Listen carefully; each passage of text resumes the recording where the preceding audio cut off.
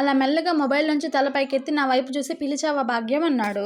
Last వీడియోకి continuation. ఇంకా మనకి ఆ టైంలో ఎంత కోపం వచ్చినా అవసరం మనది కాబట్టి కంట్రోల్ చేసుకొని మళ్ళీ నా ప్రాబ్లం అంతా ఎక్స్ప్లెయిన్ చేశాను. అవును, మేతకు తీసుకెళ్ళాలి, పిల్లల్ని చూసుకోవాలి, బట్టలు నానబెట్టేసాను ఉతకడానికి, కొంచెం హెల్ప్ చేసి పిల్లలైనా చూసుకో, ఆవునైనా చూసుకో, నేను నా పని చేసుకుంటా అని చెప్పాను. కాసేపు ఆలోచించి సరే అన్నాడు గానీ బాడీ ప్రెజెంట్ మైండ్ అబ్సెంట్ అనే రేంజ్ లో మా ఆయన కాలు గారిని పిల్లినాక అటు ఇటు తిరుగుతూనే ఉన్నాడు. ఎందుకా అని చూస్తే అప్పుడు అర్థమైంది అనమాట, క్రికెట్ గ్రౌండ్ లో అందరూ క్రికెట్ ఆడడానికి వెళ్తున్నారు. ఇంకా నాకు అర్థమైపోయింది ఈయన ఉండడని. వెళ్ళాలని ఎంత ఆశ ఉన్నా నేను వేరే పనిలో ఉన్నాను కాబట్టి పిల్లల్ని చూసుకోవడానికి ఖచ్చితంగా ఉంటాడు అనుకున్నాను. కానీ నా ఆలోచనలు తలకిందులు చేసి ఏది ఏమైనా సరే నా క్రికెటే ఇంపార్టెంట్, ఎవరు ఏమైనా చేసుకోండి అనే రేంజ్ లో షూస్ వేసుకుని వెళ్ళిపోయాడు నా ముందే. అప్పుడు నా కళ్ళలోంచి నిప్పు రవ్వలు కాదు లేజర్ కిరణాలే జలపాతాలు అయ్యాయి. అప్పుడు నాకు వచ్చిన కోపానికి బట్టల ప్లేస్ లో ఆయన్ని బండకేసి బాధాలనిపించింది. అయినా సరే పతియే ప్రత్యక్ష దైవం అంటారు కదా, ఆ నినాదాన్ని తూచా తప్పకుండా పాటించే ఒక భారతీయ స్త్రీని కదా, అందుకే ఏమీ చేయలేక పంటి మీద పెత వేసుకొని నా పని చేసుకున్నాను. ఇప్పుడు చెప్పండి, మా ఆయన అల్లమా బెల్లమా?